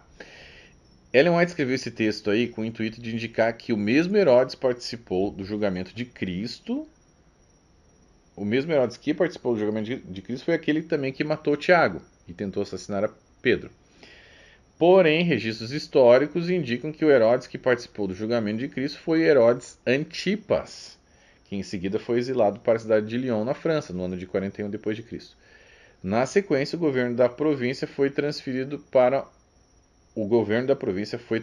um outro Herodes, o Herodes Agripa. Esse sim foi responsável pela morte de Tiago, pela prisão de Pedro. Olha, White. Tava com algum mau contato ali, né, na conexão com o céu. E aí você perdeu essa parte aí, né? Foi desconectado ali o Wi-Fi.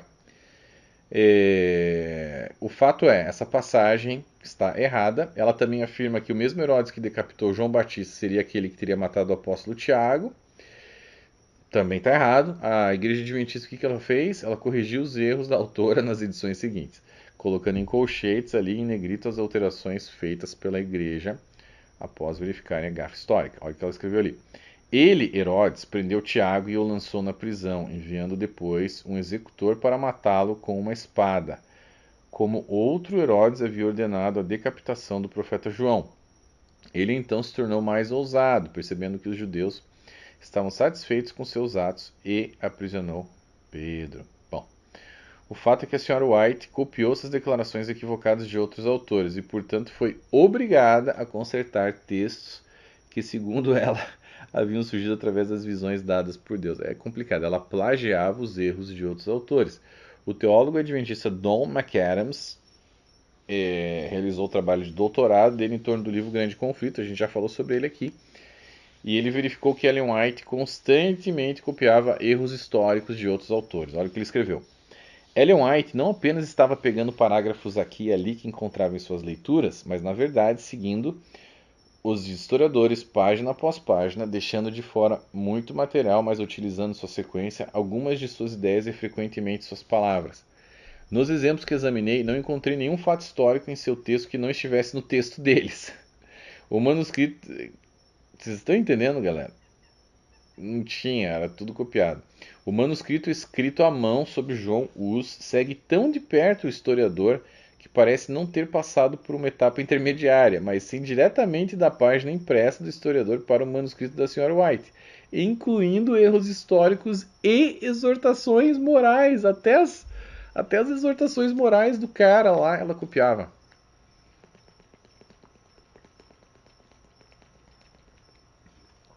Veja bem, quais eram os problemas dela? A gente já falou sobre isso.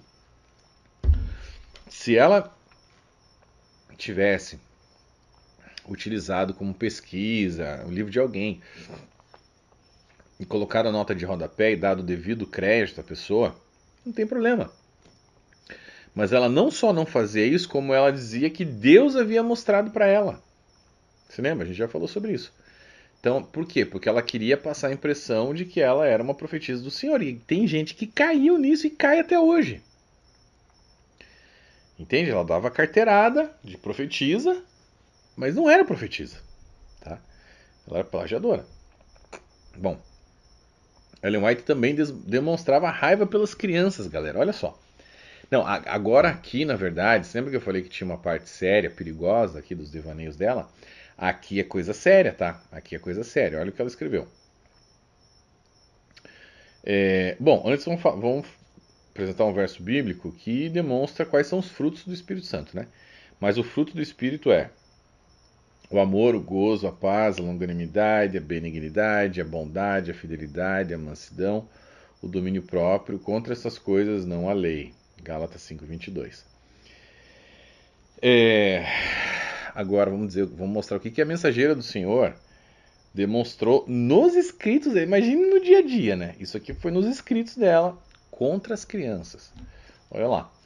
Nem a metade das mães sabe cozinhar ou o que pôr diante de seus filhos. Colocam perante seus filhinhos nervosos essas indigestas substâncias que ardem na garganta, e por todo o caminho abaixa até as delicadas membranas do estômago, tornando como fogueira a arder, de modo que não reconhece a comida saudável.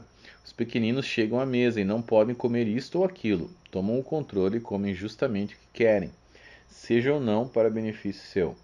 Eu recomendaria deixá-los ficar sem comida por pelo menos 3 dias, até que sintam fome bastante para tomar o alimento bom e saudável. Arriscaria deixá-los passar fome. Nunca pus em minha mesa comidas de que não permitisse que meus filhos participassem. Punha diante deles só aquilo que eu própria comia. As crianças comiam isto e nunca pensavam em pedir aquilo que não se encontrava na mesa. Não devemos condescender com o apetite das crianças, apresentando-lhes essas comidas indigestas. Bom, que tipo de mãe em sã consciência subjugaria o seu filho e o deixaria sem comida por 3 dias, galera, somente para ensiná-lo o que ele deve ou não comer. Ou seja, de acordo com o raciocínio de Ellen White, a culpa da mãe de não saber cozinhar e de não apresentar a comida correta aos seus filhos deve recair sobre o filho. E por isso a coitada da criança lá deve ser castigada e passar fome. Só que veja bem, eu não sei de que idade ela tá falando, mas galera, 3 dias sem comer, uma criança, vamos falar que seja uma criança de 4 anos, 3 anos, 5 anos, a criança pode morrer. Isso aqui é algo criminal, isso aqui é algo sério. Isso aqui é algo sério, isso aqui pode cair, pode desenvolver num crime isso aqui. Veja bem, existem adventistas fanáticos por ele, pessoal doido, tá? Eu espero que esse povo não tenha acesso a esse tipo de literatura, mas eles têm. A verdade é que os fanáticos mesmo, por Ellen White, têm tudo dela. Isso aqui é coisa séria que pode desenvolver em algo muito pesado, muito complicado e criminoso, tá? Então, o que acontece? Aí você pode falar, não, Gleison, os adventistas nem levam isso a sério hoje em dia. Sim, é verdade. 90% vai. 95%, vamos dizer. Vamos ser gentil aqui. 95%, que não é 95%, tá? Tem pelo menos aí uns 20% que não batem muito bem aí, que são fanáticos por ela. Mas vamos falar que seja 95%.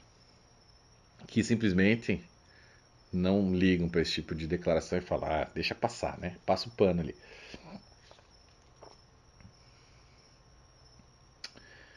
Dois problemas.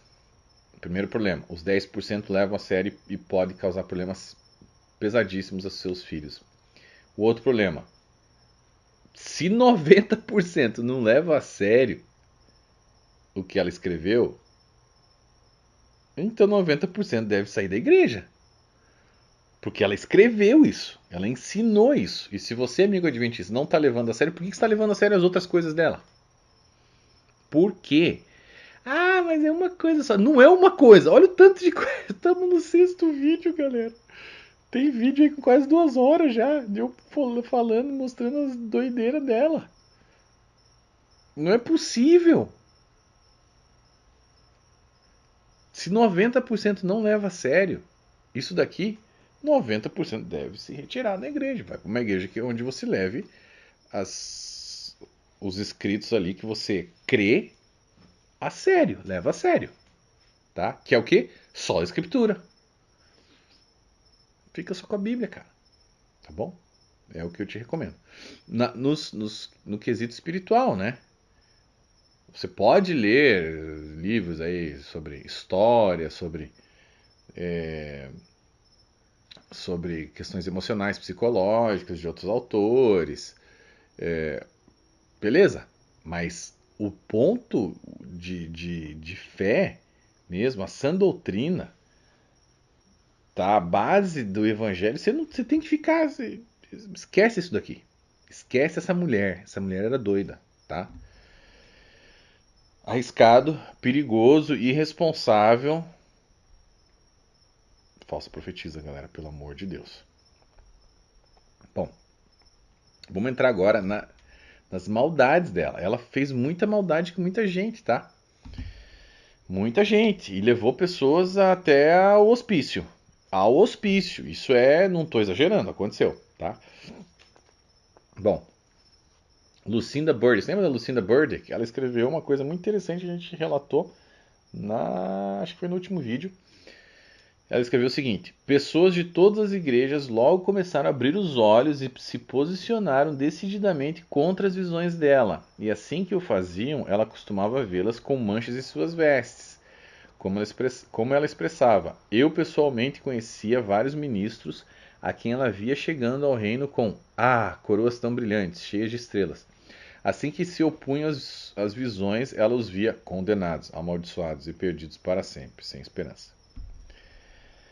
E era exatamente assim que ela agia. Não foram não foram poucas as vítimas da ira dessa senhora, tá? Ela deixou um rastro longo ali de almas massacradas por ela ao longo do caminho. Vejamos algum desses nomes. J.C. Day. O ancião J.C. Day foi registrado na história do movimento millerita como sendo uma das pessoas que haviam levantado a questão do sábado. Ele acreditava no sábado, beleza. Ele escreveu um artigo ali no periódico Midnight Cry que levou muita gente a crer na guarda sabática, tá? Mas isso até antes do casal White adotar ali a questão do sábado por influência do Joseph Bates. Mas ocorre que o Sr. Day, ele nunca foi fã de Ellen White, nunca creu na doutrina da porta fechada e também não acreditava nas visões de Ellen White, tá? Vamos ver o que Ellen White falou desse cara. Eu vi que o comportamento de J.C. Day, enquanto entre os defensores do mensageiro, era cruel, tortuoso e perverso. Essas pessoas eram colaboradoras de Satanás e dos anjos malignos. Eu vi J.C. Day fortalecendo as mãos de homens perversos, tentando minar a confiança do povo de Deus em nós e nas visões. Eu vi que J.C. Day nunca percebeu que havia sido um colaborador próximo de Satanás e de seus anjos malignos. Anjos malignos estão puxando as cordas do coração dele, e J.C. Day e outros os ajudam. Coitado do J.C. Day. Fica claro aqui o modus operandi de Ellen White, né? Se você era contra ela, você era colaborador de Satanás. Se você não cria nas visões dela, colaborador de Satanás.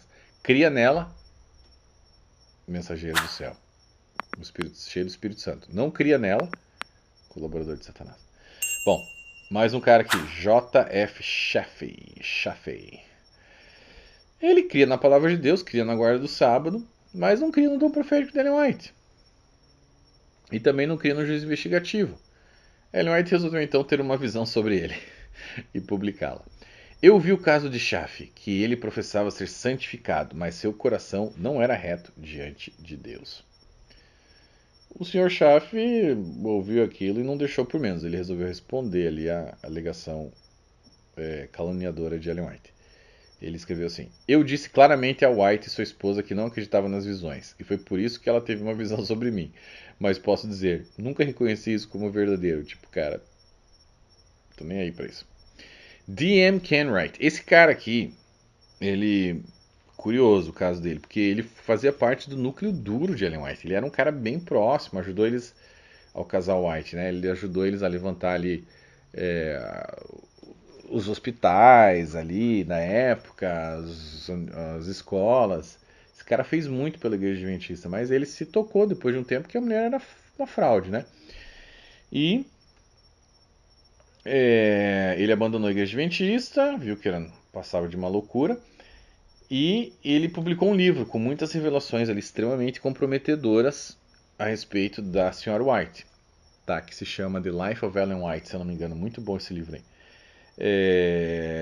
Infelizmente, a retaliação por parte da igreja e por parte dos membros e por parte da própria Sra. White foram muito pesadas contra o Kenwright. Tipo assim, ninguém sofreu um ataque tão pesado até hoje, creio eu.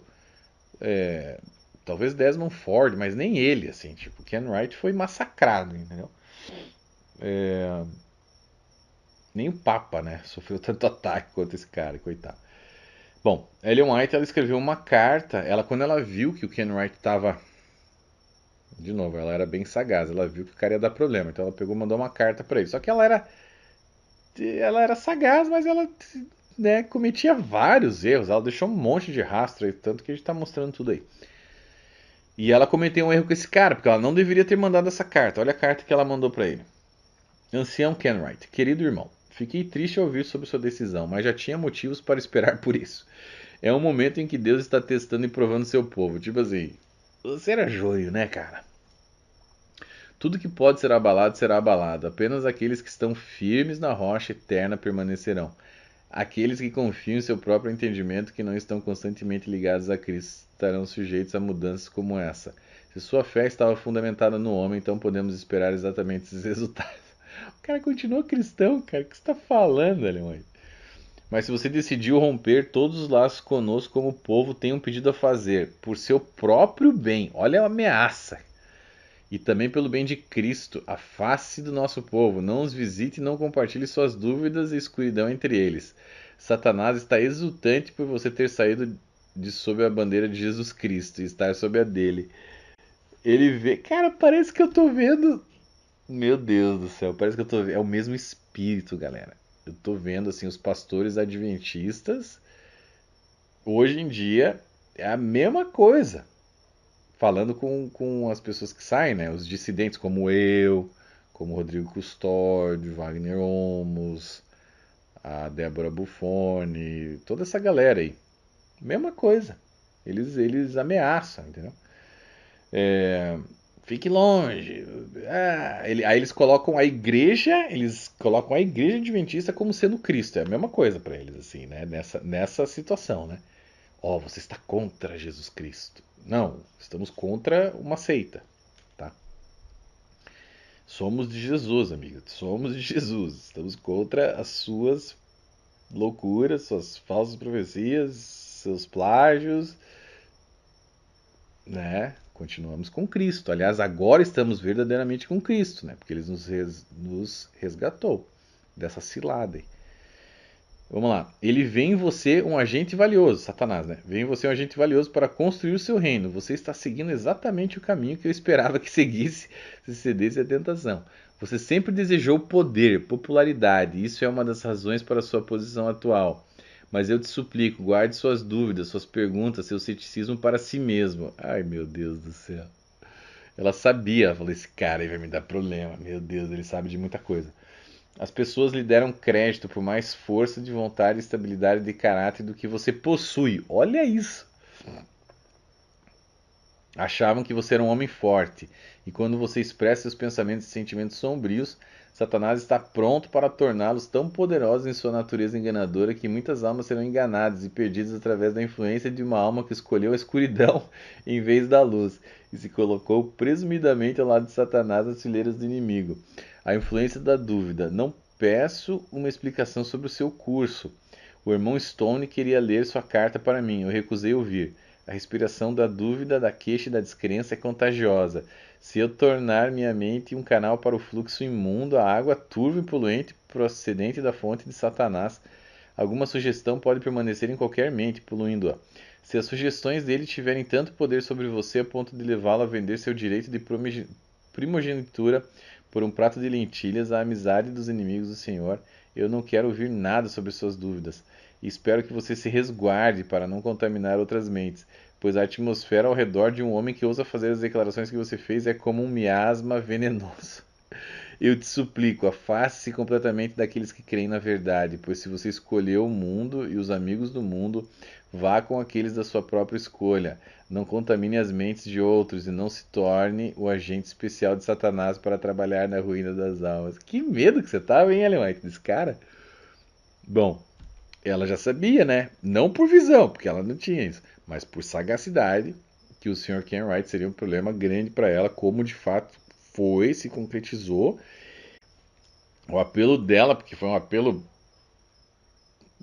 que ela deu muito tapa na cara dele, foi muito afrontoso, então surtiu o efeito contrário, esse cara ficou irado, mais ainda.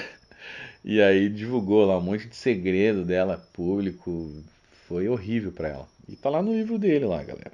The Life of Ellen White. Se fosse você, eu leria. Se você tem, sabe falar inglês, muito bom, tá?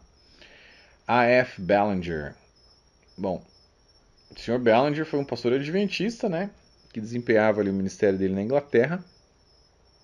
E, estudando o livro de Hebreus, como eu e outros, foi confrontado ali com a dura verdade que o juízo investigativo não poderia ser verdadeiro. Bom, a partir desse momento de clareza mental e espiritual, o Sr. Ballinger decidiu não mais pregar a respeito do juízo investigativo e passou a divulgar publicamente, mesmo sendo pastor adventista ainda, todas as suas oposições ali com relação a essa falsa doutrina. Bom, o que aconteceu com isso? A igreja adventista, obviamente, o demitiu sumariamente. E, em desespero, o Sr. Ballinger escreveu uma carta a Ellen White, Coitado, ele achando que Ellen White ia ajudar ele. Olha o que ele escreveu. Expondo as sinceras dúvidas dele sobre a doutrina que é a espinha dorsal da Igreja Adventista, a fraude do juízo investigativo. Bom, olha lá o conteúdo da carta. E agora, irmã White, o que posso fazer? Se aceito o testemunho das Escrituras, se sigo minhas convicções conscientes, me vejo sob a sua condenação. E você me chama de lobo em pele de cordeiro e adverte meus irmãos e os membros da minha família contra mim. Coitado esse cara. Mas quando me volto triste para a palavra do Senhor, essa palavra diz o mesmo e temo rejeitar a interpretação de Deus e aceitar a sua. Ou seja, a palavra de Deus dizia que o juízo investigativo estava errado. E ele estava com medo. Eu vou rejeitar a palavra de Deus para aceitar a tua? Ah, se eu pudesse aceitar ambos. Mas devo aceitar apenas um. Não seria melhor aceitar a do Senhor? Olha que... Se rejeitar a sua palavra e se rejeitar a palavra de Deus, né, e aceitar a sua, poderá você me salvar no julgamento? Agora ele foi bem. Quando lado a lado estivermos diante do grande trono branco, se o mestre me perguntar por que ensinei que dentro do véu estava no primeiro compartimento do santuário, o que devo responder? Devo dizer, por que a irmã White, que afirmava estar comissionada para interpretar essas escrituras para mim, disse-me que essa era a verdadeira interpretação e que se eu não aceitasse e ensinasse estaria sob sua condenação? Uau! Ele deu uns tapinhas ali na cara dela, hein? Bom, será que Ellen White recebeu essa carta bem? E falou, peraí, vou ajudar esse cara? Pelo contrário, ela sentiu porque ele deu mesmo umas cutucadas nela, né? Mas ela poderia ter falado, não, peraí, vamos conversar. Não, ela já voltou com os dois pés no peito do cara. Olha lá. Declaro em nome do Senhor que as heresias mais perigosas estão buscando entrar entre nós como povo, e o ancião Ballinger está destruindo sua própria alma. Eu testifico em nome do Senhor que o ancião Ballinger é guiado por agências satânicas e líderes espirituais invisíveis. Aqueles que têm a orientação do Espírito Santo se afastarão desses espíritos sedutores. Pronto, misericórdia. Stephen, não acaba, a lista é longa.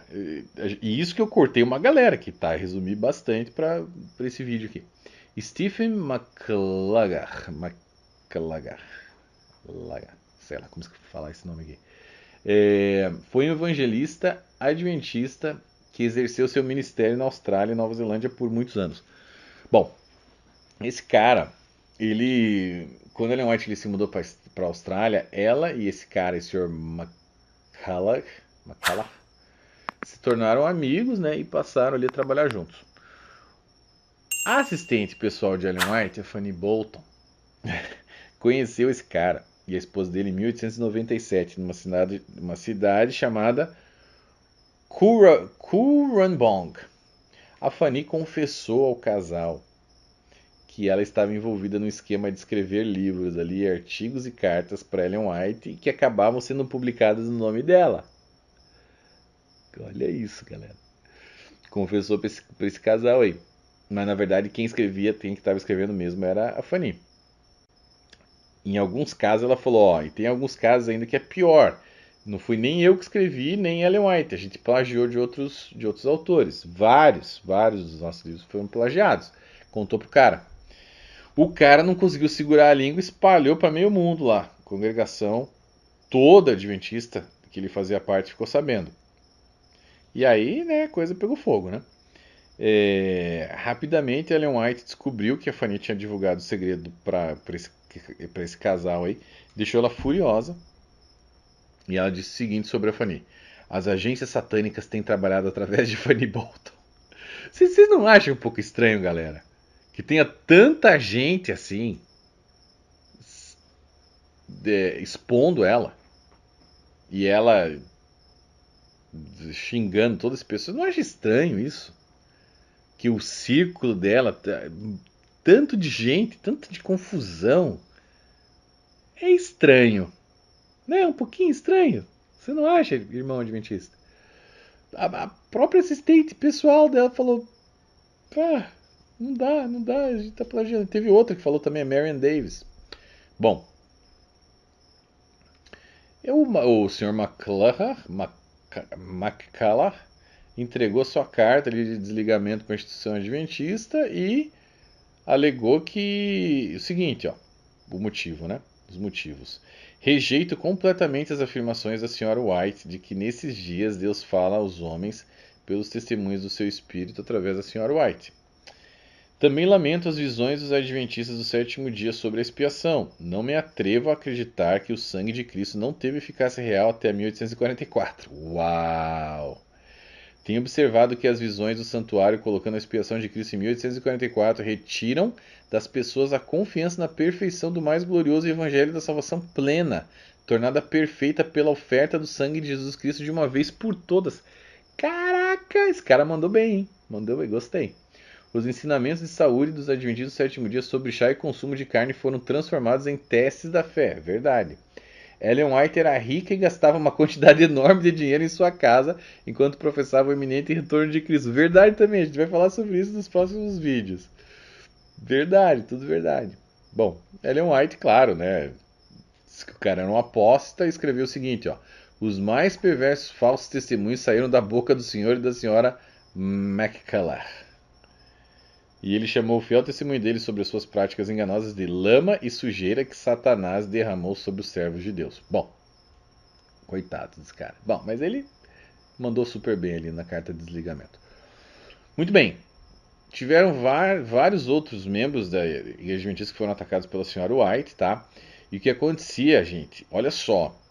Ela ia pregar. O mais terrível era quando ela ia pregar num local, ela ia lá, ouvia as fofocas de alguns membros daquela igreja, subia no púlpito e começava a falar os pecados de todo mundo no púlpito. E chocava os membros da congregação. Ela era impiedosa ali. E isso ela ouvia as fofocas. Muitas vezes nem era verdade as fofocas. E ela chegava e arrebentava no púlpito ali. Era implacável contra a congregação. Várias pessoas sentiram a fúria dela e foram destruídas. Olha só. O Ronald Graybill, que foi um dos secretários associados do White State, relatou um desses incidentes nefastos aí. Olha lá, James White defendeu o estilo e assim como o conteúdo das mensagens de sua esposa ao apresentar suas repreensões severas da melhor maneira possível. Ela convocou a congregação em Wright, Michigan, para se reunir em uma tarde de 1867 para ouvir ela ler 51 páginas de testemunho que havia escrito sobre vários membros da igreja. Aqueles repreendidos, relatou James, é claro, ficaram surpresos ao ouvirem sua condição descrita e foram lançados em grande aflição. De fato, era grande aflição mesmo. Olha o que ela falou, por exemplo, da irmã B. Eu vou chamar ela de irmã B. Que batalhava continuamente contra diversas doenças físicas e uma forte depressão. Olha só. Foi-me mostrado. Você tem sido alvo de muita empatia, porém no seu estado mental atual, você não está apta para se casar. Não há ninguém que desejaria você na sua condição atual de desamparo e inutilidade. Se alguém pensasse que amava você, seria insignificante, pois nenhum homem sensato poderia considerar, por um momento, depositar seu afeto em um objeto tão inútil. Meu Deus! No momento atual, sua condição não é aceitável aos olhos de Deus. Caraca, a mulher estava em depressão, pô, coitada. Só que assim, peraí. Eu sei que esse vídeo tá longo, mas olha só. Ela chamou o seguinte, ó. Nenhum homem sensato poderia considerar por um momento depositar seu afeto em um objeto tão inútil. Gente, isso aqui é uma mulher de Deus falando isso de uma outra irmã. Para pensar, irmão adventista. Faz sentido você seguir essa mulher aqui?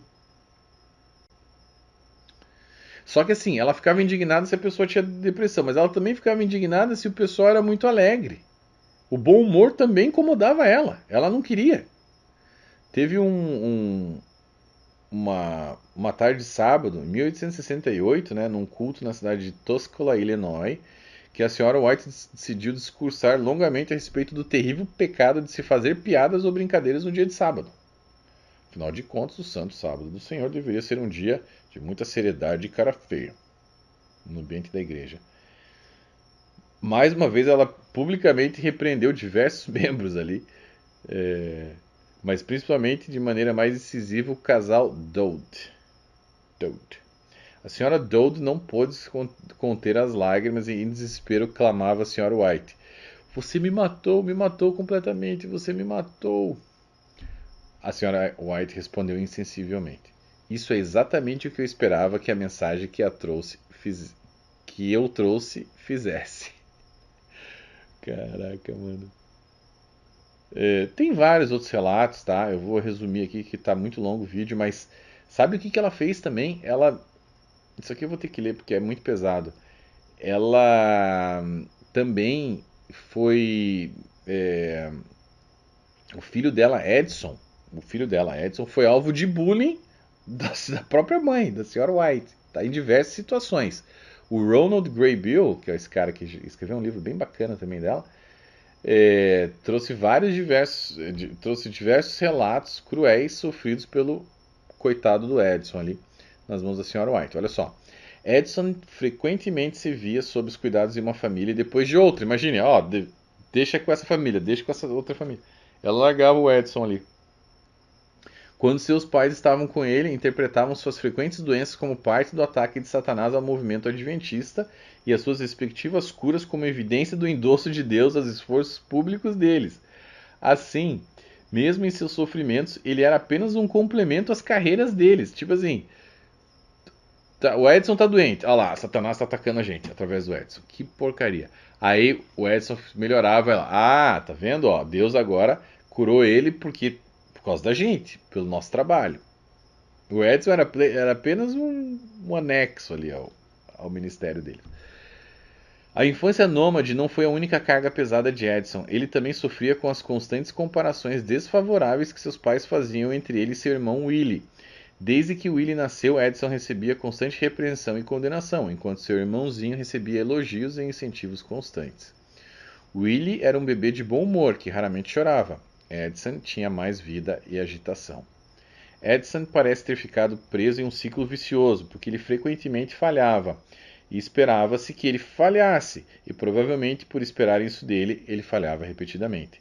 Sem dúvida, ele era assombrado pela culpa também, pois os conselhos e repreensões que recebia estavam carregados com um pesado senso de pecado e de dever negligenciado. Ela frequentemente o lembrava de que sua vida era um erro, pior que inútil e um fracasso. A própria mãe falava isso do filho, galera. Isso aí tá no livro do Graybill ali, ó. Power of Prophecy. Pesado demais isso, meu Deus. Tá, vamos agilizar aqui, mas a gente tem que falar sobre a Fanny Bolton, que isso aqui foi um dos casos mais sérios, né? Fanny Bolton foi uma das principais editoras e assistentes pessoais de Ellen White, vocês sabem. Poucas pessoas conheceram Ellen White como a Fanny Bolton conheceu.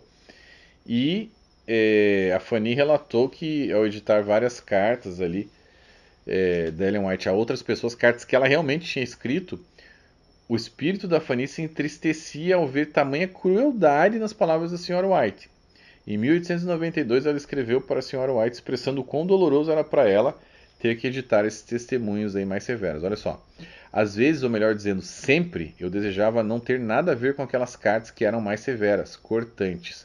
Muitas vezes me perguntei se suas palavras não eram desnecessariamente duras.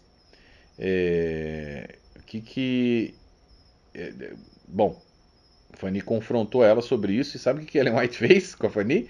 Esbofeteou-lhe a face, deu um tapa na cara dela. Em seguida, Ellen White demitiu ela e começou a denegrir a imagem dela.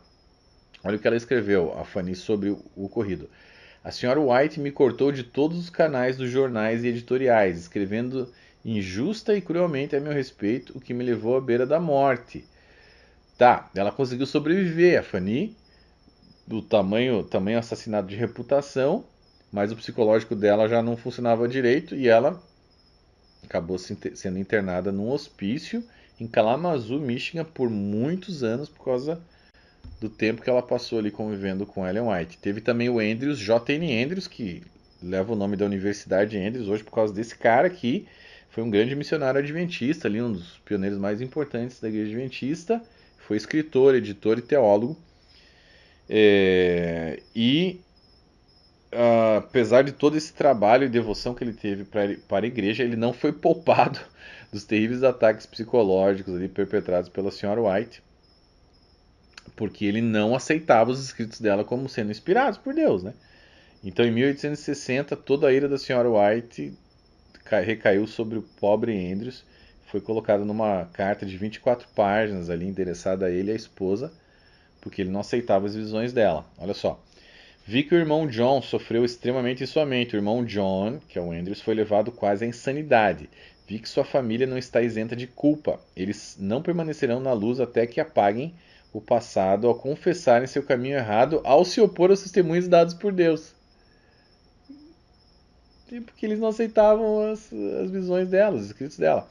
Ele perturbou a mente de Henry Nichols em relação às visões, e Henry nunca se recuperou.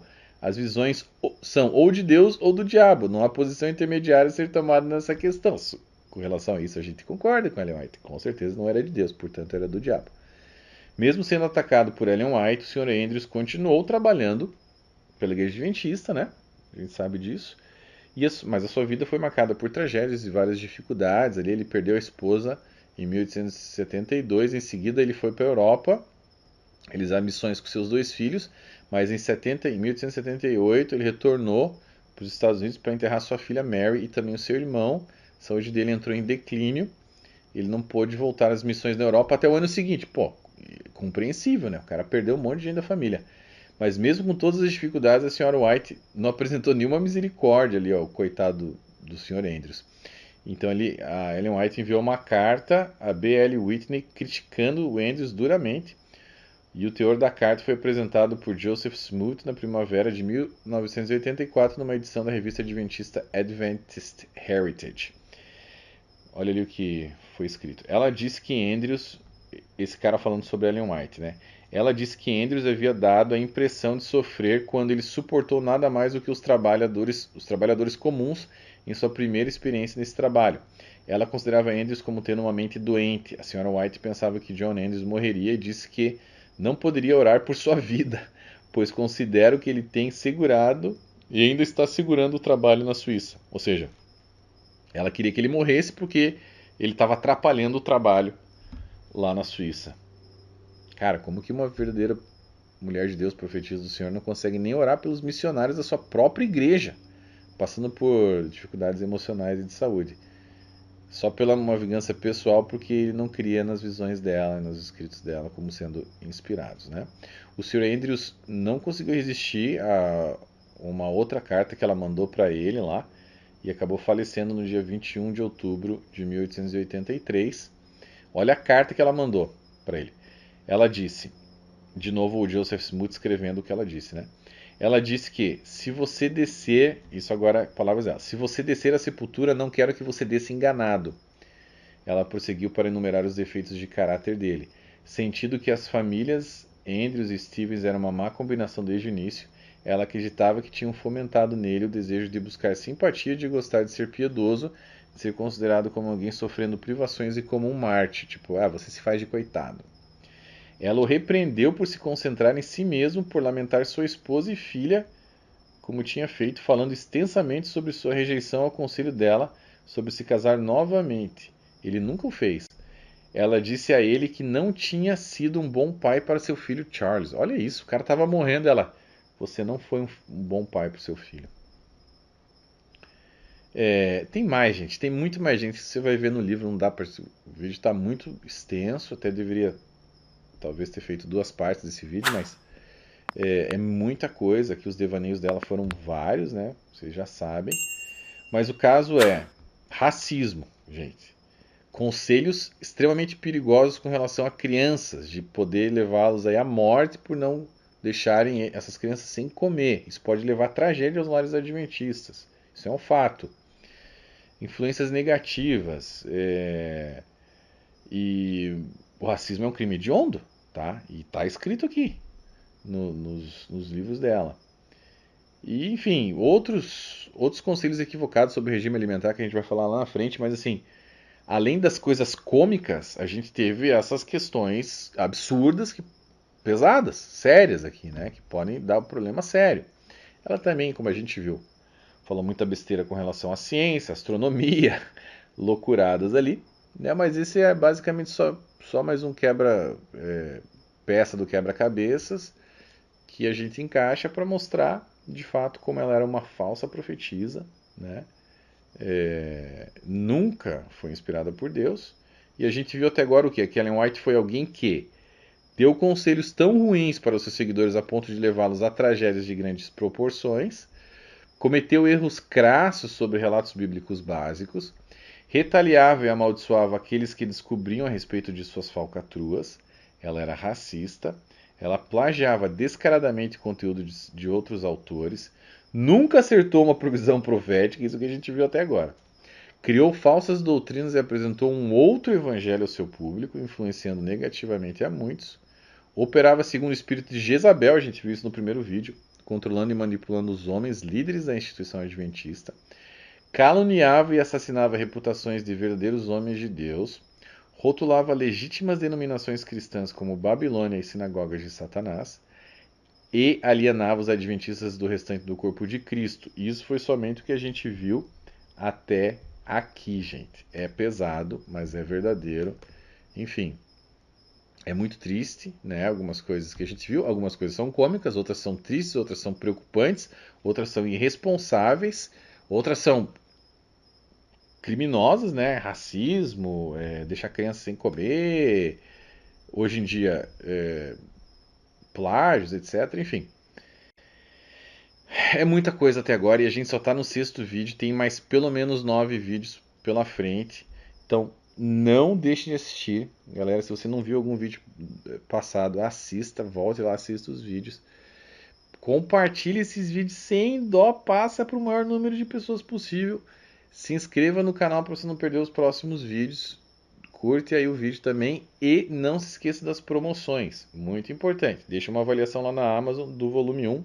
Joga para mim nos stories, me marca que você vai estar concorrendo e aqui no YouTube deixa um comentário. Esse vídeo foi muito engraçado e sério também de fazer, em algumas partes triste, mas é uma mistura de emoções, né? E o próximo vídeo a gente vai falar sobre algo bem interessante. Não deve ser um vídeo muito longo, mas é um vídeo interessante pra caramba, que são os casos de polícia que Ellen White se envolveu. Israel Damon, prisões na Austrália e outras cositas más. Não perca, daqui a 2 dias, às 8 da noite, 8h00 da noite, aqui no YouTube. Entre lá no site descortinandoadventismo.com se você quiser adquirir o livro. E nos vemos daqui a 2 dias. Que Deus abençoe vocês. Um grande abraço. Até lá. Eu amo a tua